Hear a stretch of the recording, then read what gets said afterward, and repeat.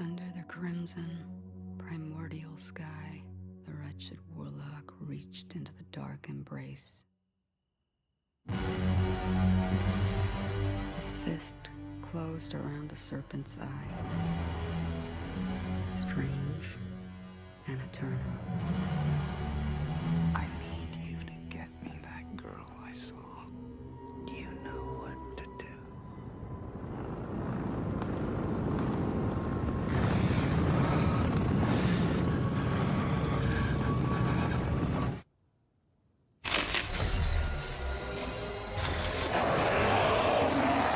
You're a special one, Mandy. I, too, am a special one. Let us be so very special together.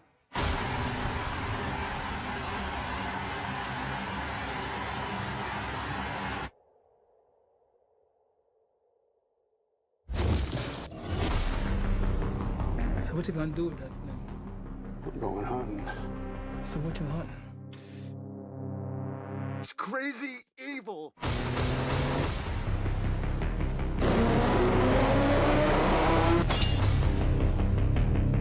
You think you're so in love? I'll show you love. Oh man, what's wrong with you?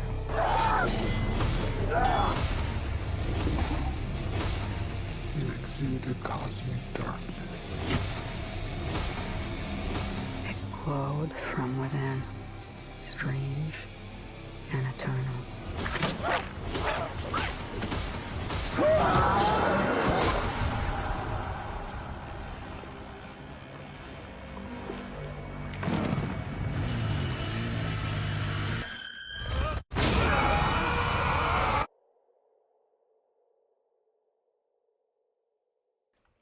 Deuxième partie de notre podcast. Cette fois, on va parler de Mandy, le deuxième film de Panos Cosmatos, sorti cette année et précédé d'une assez bonne réputation. Je crois que le film a été diffusé en premier à Sundance et aussi bénéficiait d'une excellente bande-annonce qui donnait quand même sacrément envie à tous ceux qui sont assez friands des délires déviants avec Nicolas Cage et des délires visuels. Pour faire un bref résumé du film, Mandy, c'est je vais le dire platement, je suis désolé, mais c'est un film de vengeance. Partons là-dessus, psychédélique. Est-ce que c'est un bon résumé de merde? Ah non, mais enfin, c'est parfait parce que oui, c'est ça, c'est un film de vengeance. C'est quasiment un remake du premier Mad Max en fait, mais, Plus mais, étiré. avec quelques buvards sur la langue, quoi. Avec quelques buvards sur la langue, voire des petites gouttes dans les yeux, hein, un peu comme dans Climax. Ça m'a fait marrer en revoyant le film hier, où je me souvenais plus qu'il y avait ce petit détail. Mandy, c'est un film où il y a beaucoup de drogue également, et beaucoup de drogue psychédélique. D'où la thématique de ce soir. Je pense qu'on va le faire full spoiler. Qu'est-ce que tu en penses, Aurélien? Oui, mais de toute façon, en plus, le principal événement du film, il me semble qu'il est spoilé dans la bande-annonce. Et voire même dans le pitch officiel, le fait que Mandy, c'est la femme du personnage joué par Nicolas Cage, et qu'elle se fait brûler vive par une secte façon Charles Manson. Parce que sinon, mis à part ça, le film, il déroule le programme du film de vengeance de façon assez conventionnelle, et il n'y a pas vraiment de surprise à spoiler. C'est-à-dire que oui, la femme de Nicolas Cage est morte, et lui, il va prendre les armes et il va tous les buter, quoi. Voilà. Voilà, merci. J'espère que vous avez apprécié ce podcast. Bonsoir. C'est vrai que c'est assez simple à résumer. Maintenant, ce qui fait la force de Mandy, c'est bien entendu c'est ses délires graphiques et son univers esthétique. Le film repose essentiellement là-dessus. Et j'ai envie de dire, parce que moi j'avais juste vu la bande-annonce il y a quelques mois, j'ai lancé le film, je me souvenais qu'il y avait une hache, je me souvenais qu'il y avait une grosse hache, je me souvenais qu'il y avait une nana un peu chelou au milieu, et qu'il y avait des histoires un petit peu de satanistes, mais je savais pas trop où ça allait aller. Et le film est lancé, et j'ai quand même, alors contrairement à toi, d'après ce que tu m'as dit, moi j'ai souffert pendant les 30 premières minutes. Surtout la première, je crois que le premier échange entre Mandy et, comment il s'appelle? Red Miller, je crois, il s'appelle le personnage de Nicolas Cage. C'est Nicolas Cage qui rentre dans leur baraque euh, et il passe la porte et il fait knock knock. La nana sursaute. Ensuite, lui, il vient vers elle, il la rassure et il lui refait knock knock. Et elle lui dit qui est là? Et lui, il lui fait c'est Eric Estrada de Chips. Et là, je savais pas trop où est-ce que ça allait aller, qu'est-ce qui se passait et pourquoi. J'avais trouvé l'échange assez peu convaincant et je me dis ça va être quoi le délire? On va faire des références aux années 80. Et la suite m'a plutôt surpris parce que je savais pas du tout où on allait, je savais pas du tout ce qui allait se passer. J'avais un vague souvenir d'espèce de Cénobite à la Hellraiser qui allait débouler, mais j'étais assez incertain des directions. Et moi, c'est au bout de 35-40 minutes que le film a décollé. Le moment où Mandy se retrouve justement dans cette espèce de bande à la Charles Manson et que on a le bad guy interprété par Linus Roach qui, pour ceux qui s'en rappellent, jouait Thomas Wayne dans les Batman de Christopher Nolan, qui est un espèce d'illuminé. C'est ça, c'est comme il les appelle Nicolas Cage, c'est des Jesus Freaks. Oui, mais il nous refait clairement Richard Lynch dans le film Meurtre sous contrôle de Larry Cohen. Enfin, j'ai pas arrêté d'y penser. Ah, j'ai pas vu. Vas-y, je te explique. Film. Non. Non, mais enfin, voilà, ce personnage d'illuminé qui, voilà, qui a tout un attirail un peu, voilà, christique, New Age derrière lui. Même la façon d'interpréter le personnage, j'ai beaucoup pensé à ce film de Larry Cohen. Mais après, de toute façon, Mandy, c'est clairement un film enfin, qui est hyper référentiel. D'ailleurs, comme tu disais, dès le dialogue d'ouverture où ça cite Eric Estrada dans Chips, ça annonce le ton.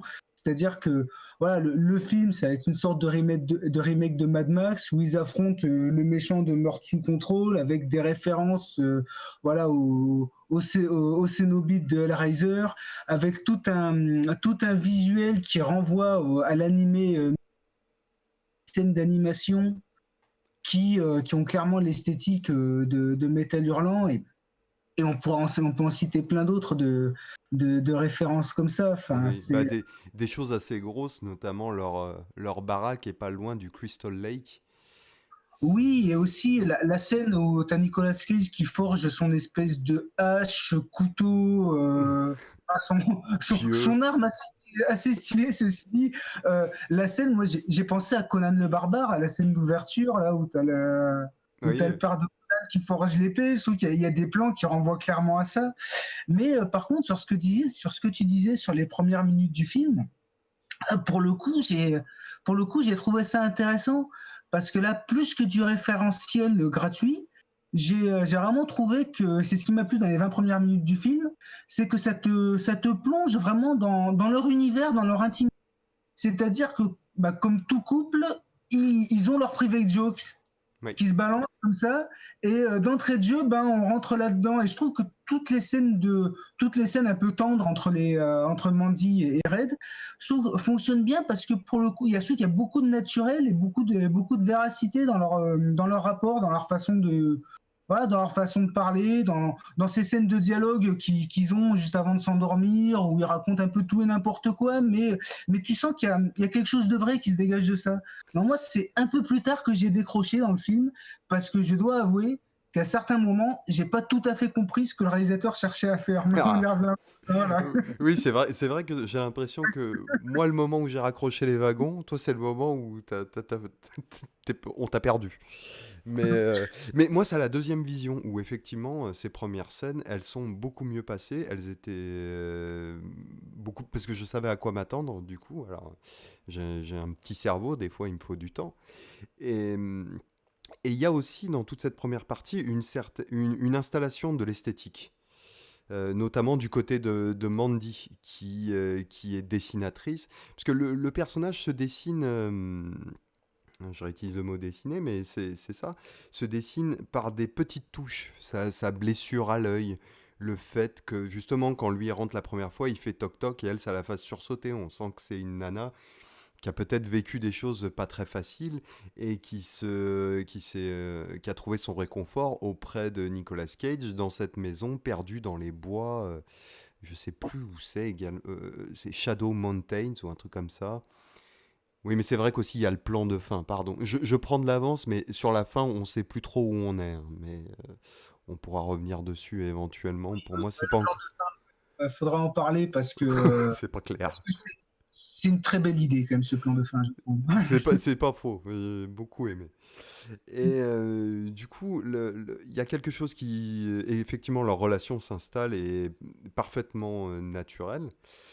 Et il y a quelques détails, par exemple, ils sont au bord du lac à un moment, elle est en train de se baigner, lui reste au bord du feu en fumant sa clope, il la regarde et elle sort de l'eau et le regarde à travers les flammes et moi, en le voyant la deuxième fois, je me dis, ah, mais en fait, elle sait déjà ce qui va se passer, quoi. Elle s'en doute, elle a une espèce de prémonition, parce que le personnage de Mandy n'est pas clair. Euh, Il y a ce détail-là avec le feu, et une autre chose que je me suis dit la première fois que j'ai vu le film, quand elle se retrouve avec toute la bande de dégénérés, et que le chef, là, Jérémia, lui dit regarde-moi, qu'est-ce que tu vois? Et elle lui dit je vois la mort qui approche. Et moi, quand elle disait ça, pour moi, c'était Nicolas Cage avec sa hache, quoi, la mort, quoi. Et elle leur annonçait vous allez tous vous faire dézinguer, vous n'allez pas comprendre comment. C'est une interprétation, c'est comme ça que je vois le truc. Je sais pas si c'est voulu ou pas, ou si elle parlait pour sa propre mort à elle. Je n'en ai aucune idée, mais il y a quelques détails qui font que ce personnage est pas. On sait pas trop. Est-ce qu'elle est plongée dans les univers d'heroic fantasy aussi, de magie noire? Elle porte des t-shirts avec des pentacles. Elle est quand même un petit peu chelou, quoi. Je sais pas si t'as eu des déductions sur elle, toi, un petit peu. Mais de toute façon, c'est un personnage vu qui, d'entrée de jeu, elle dégage quelque chose de très, enfin d'assez magique en fait.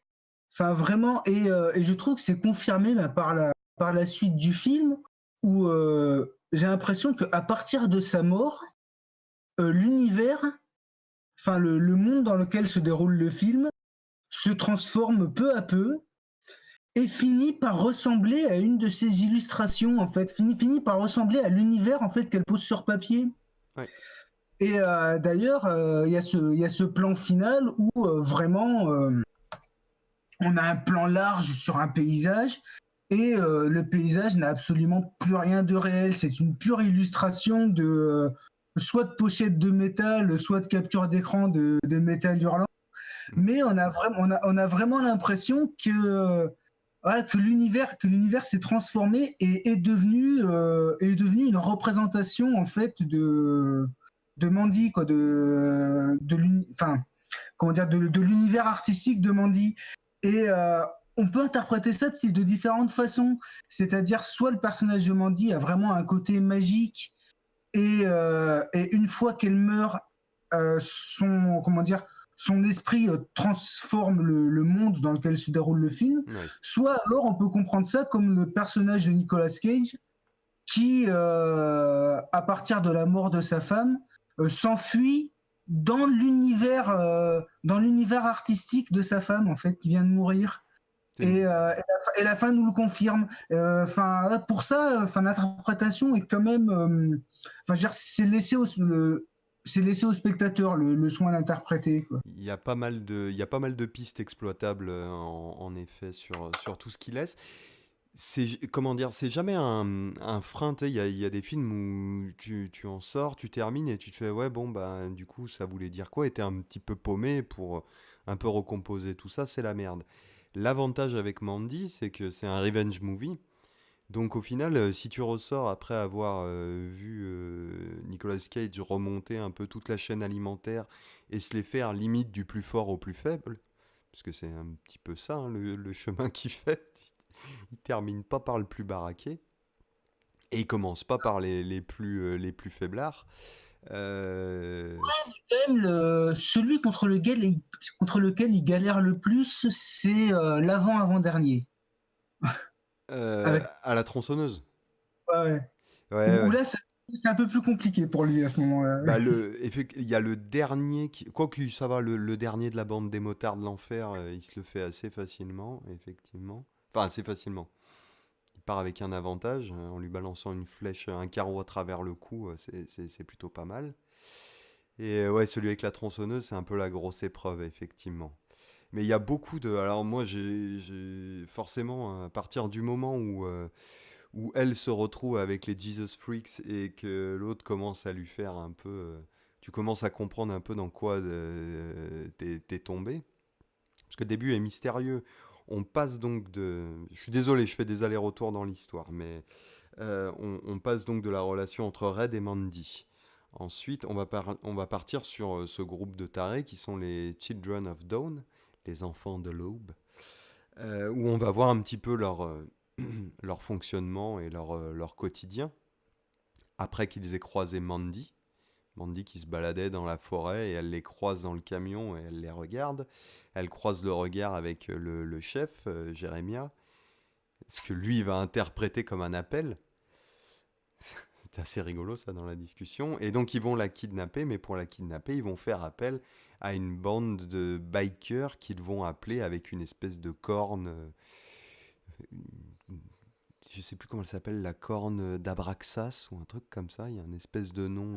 C'est ça, ouais, mais c'est une sorte de corne de brume. Mais de toute façon, il y a un gros fétichisme des objets dans ce film. Oui, oui, à fond, à fond. Bah, c'est ça, le délire esthétique repose beaucoup sur une fétichisation d'un petit peu tout, des t-shirts aux haches, en passant par les motos, les quads, les tronçonneuses. Euh, et donc, notre petite Mandy et notre cher Red vont être capturés par les gros bikers dégueulasses de l'enfer, parce qu'à ce moment-là, on peut très bien croire à des espèces d'émanations infernales. Moi, quand je regardais le film, j'en étais là. Hein. Pour moi, c'était ces mecs. Ils ont appelé des démons qui demandent un tribut, ils demandent un paiement en sang, en gros, et une mixture aussi, où on ne sait pas trop ce que c'est. Et ensuite, on se retrouve donc chez les Children of Dawn avec les deux personnages principaux qui sont capturés. Et Mandy va donc... ils vont lui mettre des gouttes dans les yeux, donc on présume que c'est du LSD. Et elle va se faire piquer aussi par une espèce de guêpe toute chelou. Je sais pas trop ce que c'était ce truc. Ouais, une espèce d'insecte géant, parce qu'on dirait une guêpe, mais Ouais, c'est énorme. Ça fait au moins 20 ou 30 cm ce truc. Ouais, c'est Et t'as un dégueulasse. personnage qui saisit la bestiole dans un bocal comme ça, et qui plante le dard sur le bras de Mandy, et à Le- partir de là, elle commence à triper, quoi. Ouais, Exactement. Après, elle est lâchée dans la salle commune et Jérémia va donc lui faire son gros speech pour lui faire comprendre ben, je suis la lumière et tu as de la chance d'être auprès de moi. Je t'ai reconnu, reconnais-moi et laisse-moi te baiser.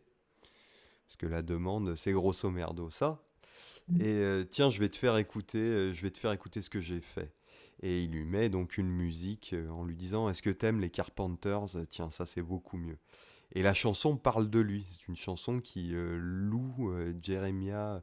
C'est quoi son nom de famille? Johnson ou je vais juste Non, faire je crois pas, parce que Jeremiah Sand. Johnson, ça ferait une grosse référence quand même. Oui, oui, pardon. Jeremiah Sand, pardon. Oui, Jeremiah c'est Sand. ça. Oui. Et la chanson parle de lui. Lui fait un gros speech. Elle est est dans les vapeurs intoxicantes du LSD et de la piqûre de l'insecte. On ne sait pas trop ce que c'est. Et là, quand même, on est sur une scène qui est particulièrement tripante. Alors, toi, je sais pas, c'est à partir de ce moment-là que tu as commencé à décrocher ou que tu te posais des questions? Ouais, je dois avouer que cette scène m'a paru très longue en fait, Hmm. mais ceci dit, je trouve qu'il y a une idée de mise en scène qui est géniale dans cette séquence, malgré tout. C'est le fait que, en fait, on sent clairement que Jeremiah, bah, à ce moment-là, il essaye de posséder littéralement Mandy, de faire d'elle sa chose, comme tous les autres membres de la secte. Et donc, tu as ce plan où tu as le visage de Mandy qui est progressivement effacé et superposé par celui de Jeremiah, Oui. où en fait, on comprend en fait qu'elle va perdre son libre arbitre, son identité, et que c'est lui qui va la contrôler. Et au fur et à mesure, dans ce jeu de superposition, tu as le visage de Mandy qui reprend le dessus, et tu as tout un échange, en fait, un rapport de force qui se fait dans le même plan par les jeux de superposition de visage sur un autre dans le trip de LSD. Et d'ailleurs, tu as le visage de Mandy qui reprend le dessus au moment où, et juste après, elle se met à éclater de rire parce qu'elle se fout clairement de la gueule de l'autre guignol qui est en train de faire son speech, la bite à l'air en écoutant les Carpenters, quoi. Je veux dire, C'est ça. C'est et que. lui, il le prend mal et il la crame, quoi. Bah, c'est ça, il la regarde, il lui dit, il lui fait t'es spécial, et moi aussi je suis spécial. Soyons spécial tous les deux ensemble. Et elle prend un temps, elle le regarde parce que lui est effectivement devant elle, la bite à l'air. Et elle écoute la musique, elle lui dit c'est toi qui chante là, qui fait la musique? Et oui, oui, c'est moi. Et cette chanson, elle parle de toi, quoi. Et lui, oui. Et c'est à ce moment-là où elle éclate de rire. Et lui, un peu avant dans la conversation, tu comprends qu'en gros, c'est un peu comme Charles Manson, c'est un raté du showbiz qui s'est fait refouler par tout le monde et qui a très mal vécu le truc et qui est dans un espèce d'esprit revanchard et de folie aussi. Et dans sa folie, c'est tout m'appartient. Donc tout ce qui est là, je peux venir, je le prends, c'est tout à moi. Dieu, je suis un être de lumière directement envoyé par Dieu. Toute la création m'appartient et toi aussi, machine. Mais sauf que machine, elle lui rigole un petit peu au pif quand même. Et moi, toute cette scène, j'avoue que j'ai beaucoup aimé le basculement où au début, justement, pour moi, c'était pas clair. C'était est-ce que ces mecs ont réussi à faire des contrats avec des forces souterraines, des démons, que sais-je? Non, c'est juste des tarés pleins de cam.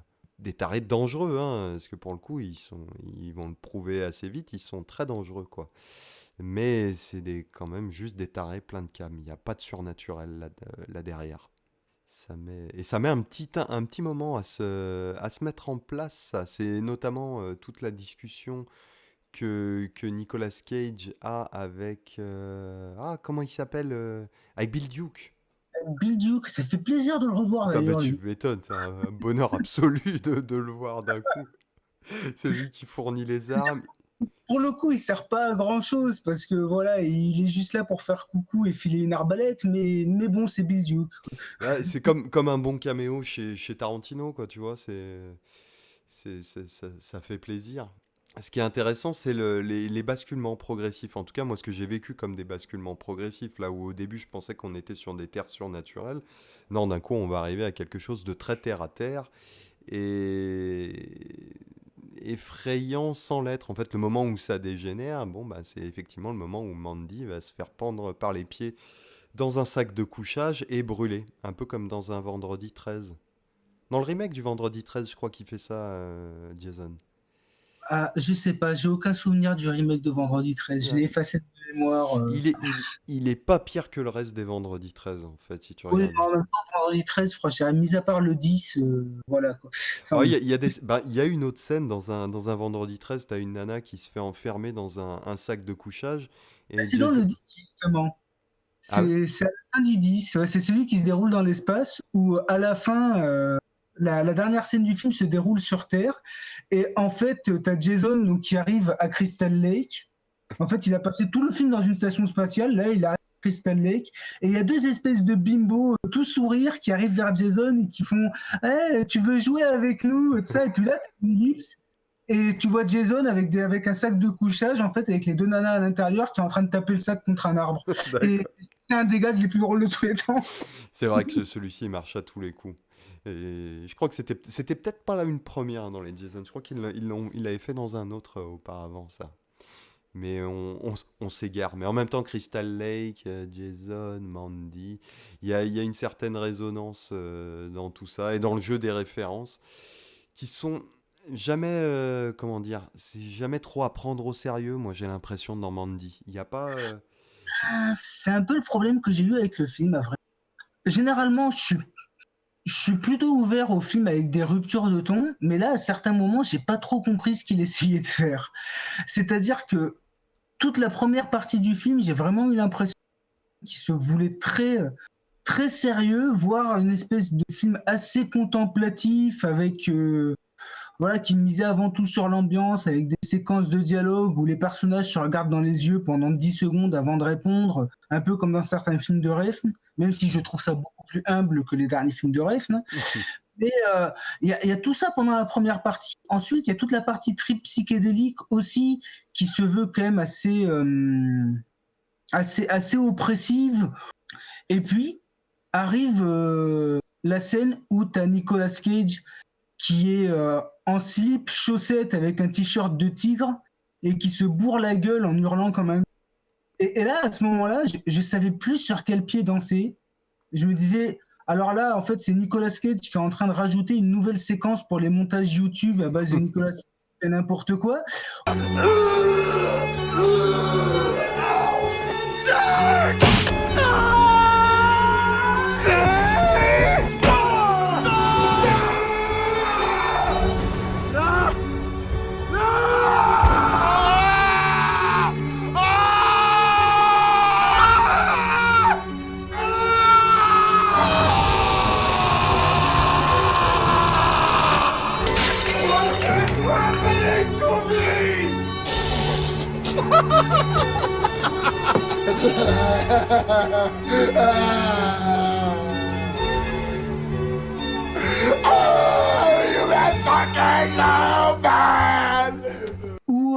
Ou alors c'est sérieux mais ça fonctionne pas totalement.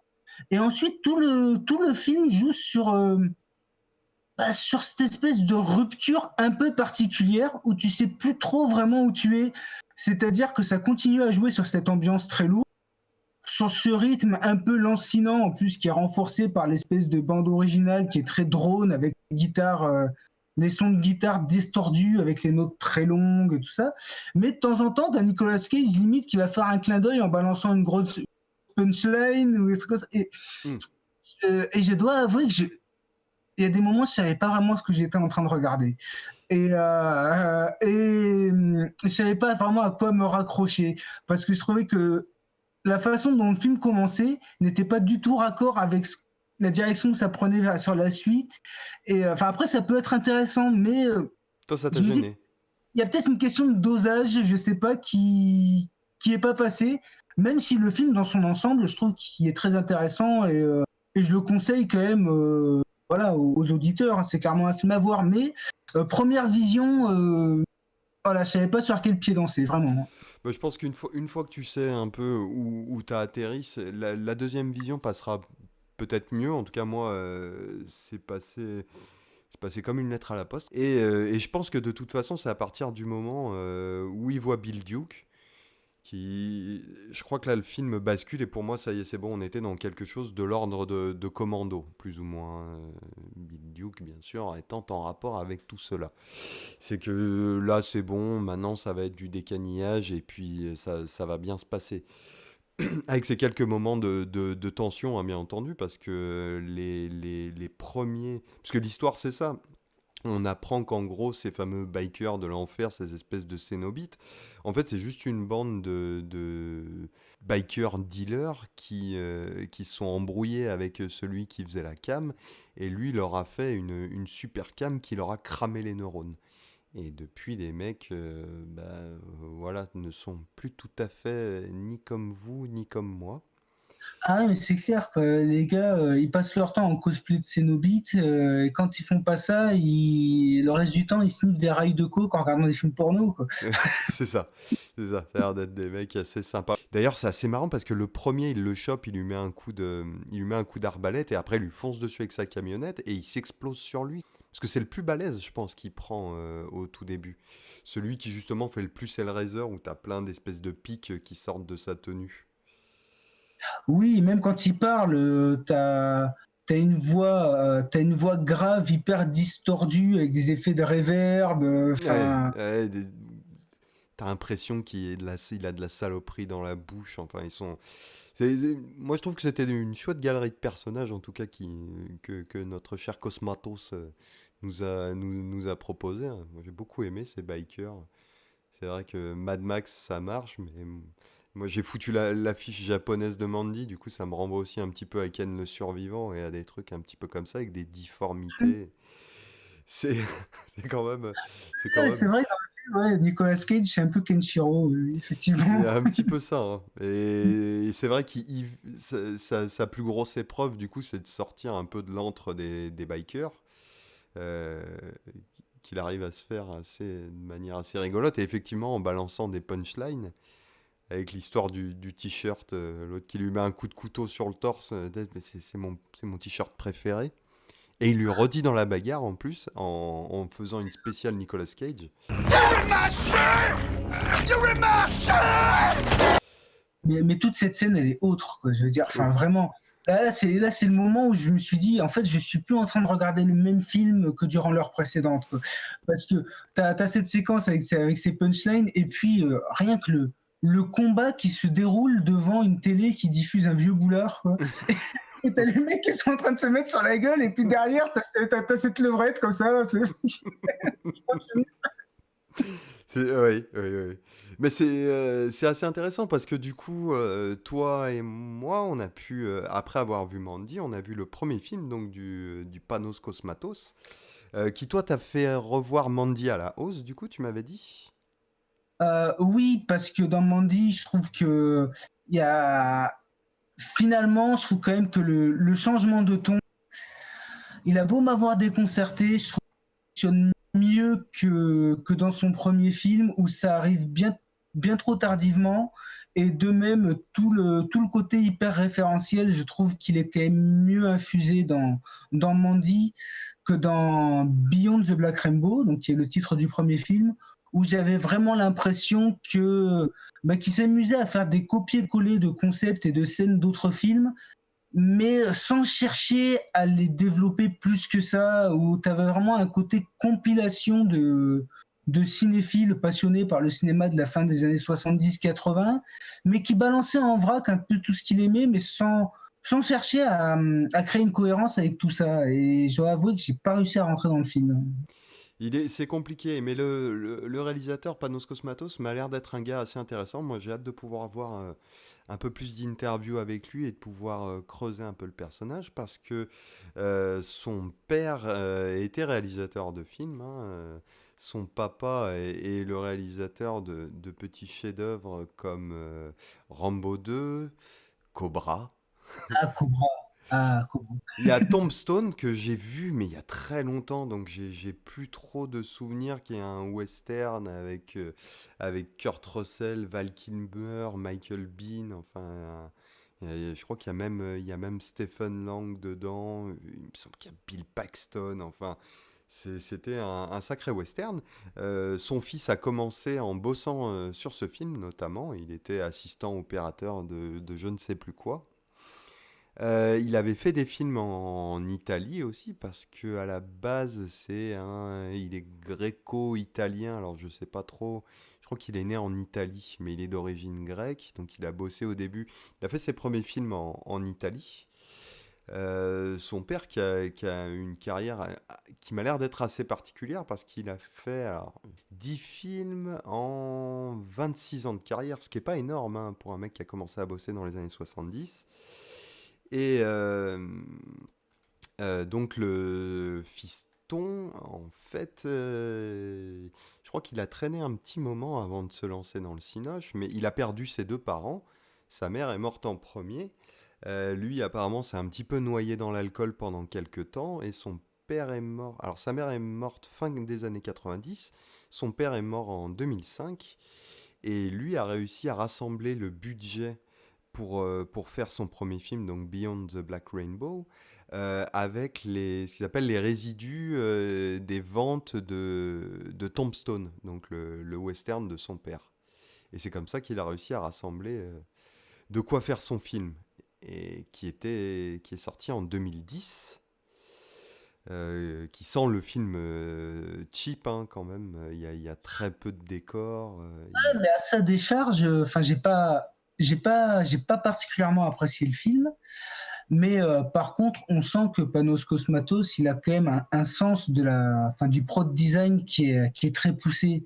C'est-à-dire que le film n'a rien coûté, mais par contre, en tout ce qui concerne bah, la façon d'habiller les décors, les costumes, ça c'est bah, ça fait pas tant cheap que ça. Enfin, il Oui, arrive quand même à poser une patte enfin, esthétiquement assez impactante malgré tout. Ouais. le côté cheap, moi je le soulignais juste parce que ben, c'est sur le peu de décors qu'il y a et le fait qu'il étire énormément ses scènes, tu vois, d'ambiance quoi. Oui, non, mais il y a ça, il y a aussi toutes les séquences de dialogue, des fois qui sont quand même très longues, puisque, ben, pareil, là aussi, ça joue beaucoup sur un personnage balance sa réplique, l'autre attend 20 secondes avant de lui répondre. Et ouais, c'est des scènes qui sont tournées en longue focale avec un fond monochrome derrière. Donc, on va avoir des fois des scènes de 5 minutes, on va avoir juste des chants contre chants avec un fond blanc ou un fond rouge derrière la tête d'un des deux personnages. Et là, oui, on sent clairement que ça a été fait avec zéro thune. Ouais. Mais il y a des moments, par contre, où on voit qu'il arrive quand même à transcender les limites de son budget. Mais après, voilà, c'est maladroit sur son premier film. Hein, voilà. Ouais, ouais, mais je te suis là-dessus, hein, et, sur toute la production design et sur le fait que ben, le peu d'argent qu'il devait avoir pour faire son film, en tout cas, il est à l'image et il n'a pas à rougir parce qu'il arrive à proposer quelque chose d'assez unique, je trouve. En plus, ça date de 2010, du coup, c'était un tout petit peu avant que Drive allume la mèche de la nostalgie des années 80, qui est là depuis un moment, la nostalgie des années 80, mais Drive a vraiment fait exploser le truc, euh, à cause d'une ou deux pistes musicales en plus que je trouve un petit peu... Enfin bref, j'aime bien Oh, Drive elle hein, est pourtant. chouette, cette de Drive, elle est chouette. Ouais, ouais, ouais, non, non, j'aime bien, j'aime bien. En plus, j'aime bien Drive, hein, je n'ai même pas envie Mm. d'en dire du mal. Mais lui est arrivé à ce moment-là et a mis 8 ans quand même derrière pour monter Mandy, quoi. C'est un peu comme Gaspard qui a mis 8 ans entre Irréversible et Enter the Void. Ouais. Mm. Donc, je sais pas à quel point, après, lui, c'était une histoire à laquelle il tenait, qu'il l'habitait depuis longtemps. En tout cas, moi, il y a un petit détail que j'avais trouvé assez intéressant, c'est que son premier film, Beyond the Black Rainbow, se passe en 1983, et Mandy également se passe en 1983. Le petit lien que j'avais essayé de faire, parce que du coup, j'ai cherché, je me suis fait, mais pourquoi 83? Et je suis allé regarder dans la filmo de son père, et il y a un film qui s'appelle Of Unknown Origin, avec Peter Weller, qui date de 1983. Et dans les interviews de Panos Cosmatos, lui-même dit que c'est le film de son père dont il se sent le plus proche. Parce qu'il était très influencé par sa mère et par son père. Sa mère était une sculptrice suédoise, je crois, qui avait une approche très art déco, on va dire, une créativité très art déco, et son père qui était plus orienté dans quelque chose de popcorn. Pour ceux qui ont vu Cobra, vous savez de quoi je parle, quoi. Et lui se retrouve un petit peu à mi-chemin entre tout ça. Alors là où l'équilibre est assez précaire sur Beyond the Black Rainbow, je trouve que sur Mandy, en tout cas, ça fonctionne parce qu'on a vraiment le côté bis, vengeance qui est là et qui fonctionne. Moi, je le trouve assez efficace, le film, à ce niveau-là. T'as envie de voir un film de vengeance, ben, mine de rien, t'en as pour ton argent. T'as envie de voir un Nicolas Cage movie, ben t'as un bon Nicolas Cage movie où tu vois, il est bien filmé, il est bien mis en valeur, il n'est pas ridiculisé, je trouve, même s'il se retrouve en slibard euh, devant le Cheddar Goblin, tu sais, quand il rentre chez lui après que Mandy soit fait cramer. Oui, oui, oui, la pub du Cheddar Goblin. Mais d'ailleurs, je me demande, c'est une vraie publicité ou ça a été C'est- créé? Ça vient des mecs de Too Many Cooks. D'accord. Ah, mais c'est pas étonnant. Oui. Voilà, ça vient d'eux apparemment, de ce que j'ai cru comprendre. D'accord, Donc c'est un truc de Adult Swim, tout ça, ouais, quoi. c'est le balèze hein, si t'as des vraies pubs comme ça, parce que là, elle est horrible cette pub là avec Oui, elle le- est mal à l'aise, cette pub. ah Oui. ouais, la tronche du gobelin là, elle est dégueulasse, qui leur gerbe du fromage dessus en plus sur les gamins et tout. Et donc lui qui se retrouve face à ça quand il rentre chez lui après le meurtre de la femme qu'il aime, il y a un espèce de... Je comprends du coup ce que tu voulais me dire sur certaines ruptures de ton où t'as du mal à savoir sur quel pied danser, quoi. Ça en fait quand même partie. Oui, mais c'est ce qui est particulier, c'est que ce genre de rupture, en fait, enfin, je vais pas dire à Panos Cosmatos comment faire le film, hein, je dis sûrement qu'il le sait mieux que moi, mais j'aurais tendance à penser que ce type de rupture-là, peut-être qu'ils auraient dû annoncer ça plus tôt dans le film. C'est-à-dire que j'ai l'impression que pendant bien 3/4 d'heure, 50 minutes, on est dans un ton qui est unilatéralement sérieux. Et puis arrive cette séquence, et là ça part en cacahuète, et ça va jouer vraiment sur la rupture durant tout le reste du métrage. Je me dis que peut-être que poser certains éléments un peu décalés un peu plus tôt dans le film aurait peut-être permis que la pilule passe mieux. Mais bon, après, voilà, c'est peut-être un problème de réception aussi, quoi. Ben après vraiment, le film mérite d'être vu. Moi, j'ai beaucoup bloqué sur les couleurs et les flares qu'il utilisait. À quel moment il utilisait quoi? Par exemple, tu as tous les Children of Dawn, chaque fois qu'ils sortent une espèce d'arme magique, tu sais, ils ont l'espèce de corne de brume pour appeler les bikers. Quand Jeremiah le sort et le donne à son homme de main, tu as des espèces de flashs stroboscopiques verts.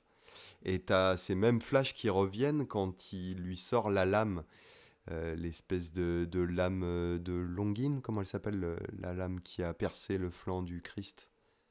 C'est ça, c'est Longines. Voilà, bah, un espèce de truc pareil, il lui dit ça appartenait au chevalier pâle, au chevalier blanc ou pâle, je sais pas comment faut le traduire. T'as ces flashs aussi stroboscopiques verts qui ressortent à ce moment-là, et comme toi tu parlais justement après la mort de Mandy, et ben son essence vient infuser tout le reste du métrage. Les éléments esthétiques, en tout cas de lumière qu'on retrouvait dans ces moments avec elle, ou tu sais, des flares ou des moments où l'image est complètement rouge, tu vois, tout ce genre de détails qui réapparaissent après. Alors, est-ce qu'il y a... Moi, je pense que le mec a pensé à son truc avant de le faire. Je pense qu'il y a moyen de rationaliser tout ça et d'y mettre un petit peu de cérébral dedans pour remettre de l'ordre. Est-ce que c'est nécessaire après? Je suis pas persuadé. Je suis pas Mais persuadé après, du tout. ça peut aussi être vu de façon, enfin, je trouve beaucoup plus pragmatique. C'est-à-dire que tous ces accessoires, en fait, qui sont clairement mythologisés, fétichisés, tout ça, Ouais. euh, on se rend compte que finalement, leur fonction ne va pas plus loin que la fonction première qu'ils pourraient avoir en étant, je veux dire, une simple hache ou une simple corne de brume. C'est-à-dire que voilà, la corne de brume, ben, juste à faire du bruit et se faire entendre. La hache, elle sert juste à trancher dans le lard, quoi.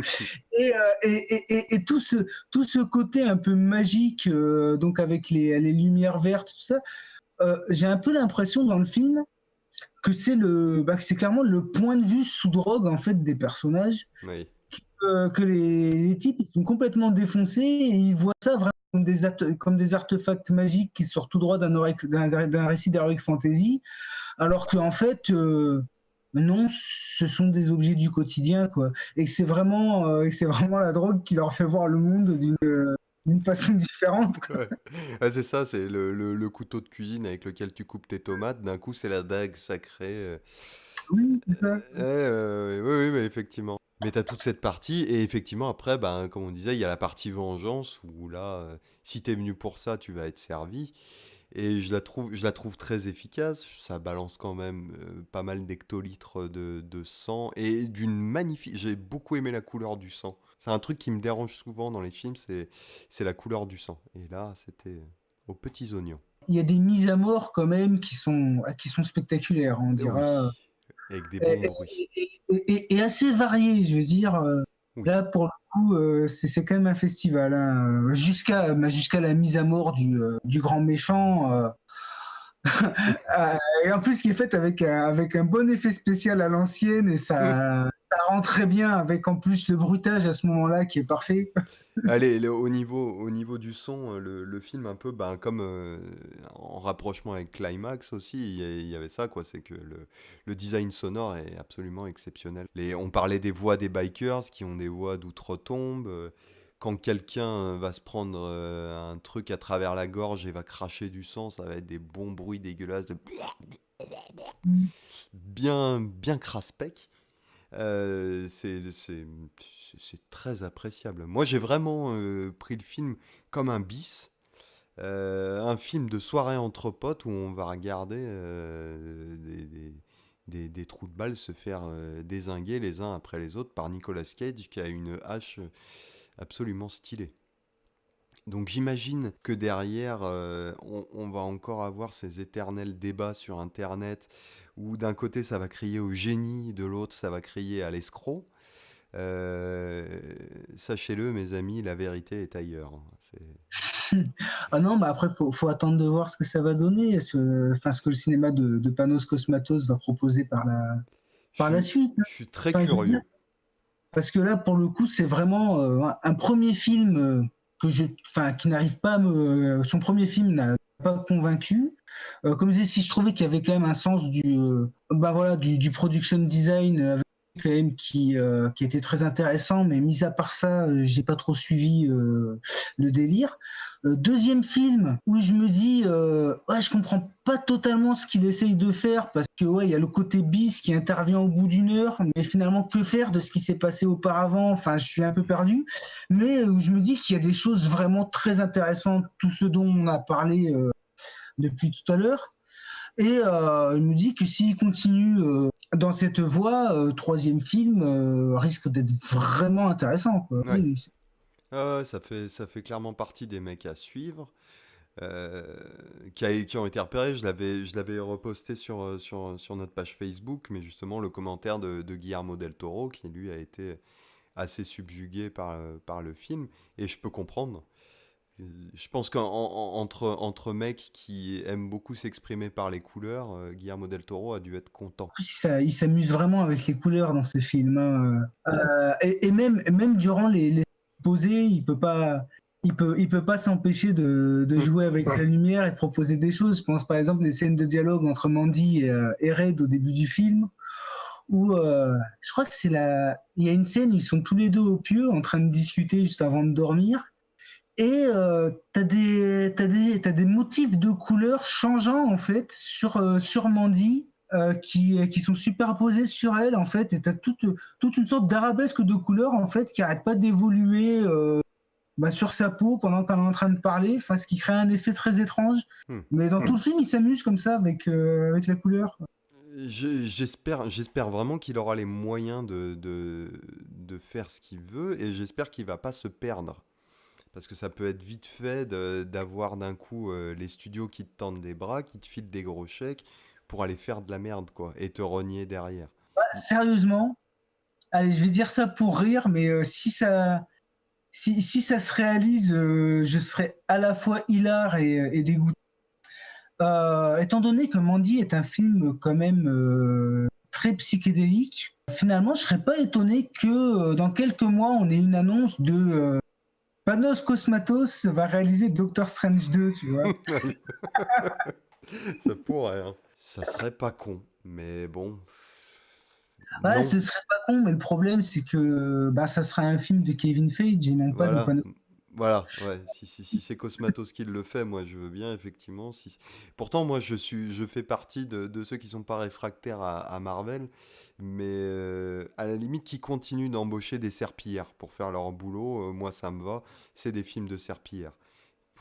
Un mec comme Cosmatos, j'ai plutôt envie qu'il persiste dans son délire à lui, qu'il se fasse ses films à lui, avec sa patte à lui, et peu importe si c'est fait avec des petits moyens.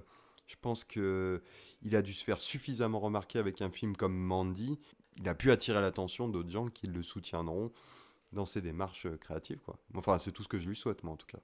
Pas Ouais, de... non, mais s'il les connaît pas, faudrait lui présenter les gars de Carpenter Brut, ils ont le même univers, quoi. On en parlait. Exact. Donc Mandy, c'est quand même un film qu'on recommande. Moi, en tout cas, c'est un film que je recommande les yeux fermés. Euh, Ah non, mais c'est à voir, hein, oui, clairement. Enfin, m- voilà, je suis pas autant convaincu, mais c'est à voir. Enfin, franchement, c'est pas le genre de démarche sur lequel on peut se permettre de cracher en ces temps de disette. Donc on vous le recommande chaudement pour ma part et avec une certaine mesure de la part d'Aurélien. Et je pense qu'on a fait le tour. Est-ce que on recommande quelque chose en complément de Mandy? J'ai... en complément de Mandy, bah, juste pour terminer, bah, la thématique psychédélique de Climax plus Mandy, Je te vois venir. voilà, je dirais juste, bah, si vous ne l'avez pas vu, vous pouvez jeter un œil sur un film d'animation japonais de 1973 qui a été invisible pendant plus de 4 décennies, voire même 5 décennies, et qui est ressorti l'année dernière et qui s'appelle Belladonna of Sadness, qui est un récit de sorcellerie et qui est produit par Osamu Tezuka, donc bon, bah, le grand Manitou du manga et de l'animation japonaise. Et c'est un trip psychédélique d'une heure 30 qui est juste totalement virtuose. Enfin, c'est difficile d'en dire plus parce que c'est vraiment un film qui se vit. En plus, c'est accompagné par une BO rock psyché purement années 70, puisque le film date de 73, et le tout avec des expérimentations visuelles, des expérimentations vraiment d'animateurs dans tous les sens, où ça passe des fois d'un style très figé, on a l'impression d'un diaporama d'images fixes, avec soudainement des moments où il y a toutes les formes qui se distordent et où l'animation devient hyper fluide. Enfin, c'est quelque chose d'assez dingue. Et ouais, je conseille ça vivement parce que si vous aimez le cinéma psychédélique, Belladonna of Sadness, c'est vraiment une pépite dans le genre. Ouais, je l'ai de côté aussi celui-là, il faudra que je m'y colle un jour. Mais tu sais, c'est ces gros films où tu te dis, je sais que ça va être un gros film, donc souvent je prends le temps avec ça. Surtout quand je suis Mm. arrivé en retard. Il était ressorti sur les écrans, non, l'année dernière ou il y a 2 ans? C'est ça, il est ressorti il y a 1 an et demi, je crois. Et Ouais. puis après, il y a la société Eurozoom qui l'a ressorti en DVD Blu-ray, mais dans un magnifique coffret où il est accompagné par un livret avec plein d'illustrations, par un CD de la bande originale du film. Enfin, ils ont vraiment fait un sacré boulot en Ah, plus. ok, donc tout ça c'est dispo en France et accessible. Ouais, c'est accessible. Ah, ok.